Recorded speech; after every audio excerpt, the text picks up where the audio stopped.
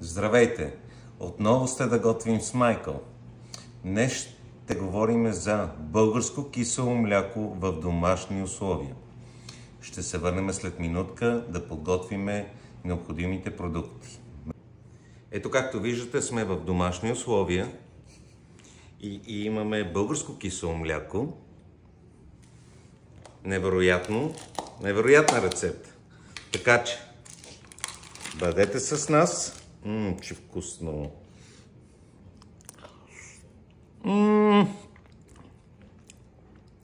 Бъдете с нас за други рецепти, като това българско кисело мляко в домашни условия. Погледнете какво е.